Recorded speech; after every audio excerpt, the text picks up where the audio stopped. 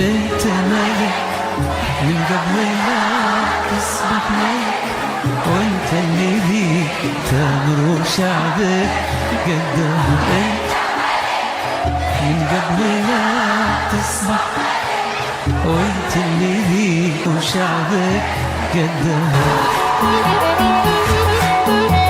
هذا هو الملك ديالنا اللي كلشي كيبغيه، المغاربه الابناء ديالو وحتى الافارقه اللي كيعيشوا في المغرب. فما شاء الله هاد المشاريع اللي كتشوف اللي كيدير، راه ما كيديرهمش لراسو، راه كيديرهم لولاد بلادو، الابناء ديالو المغاربه، الشعب ديالو.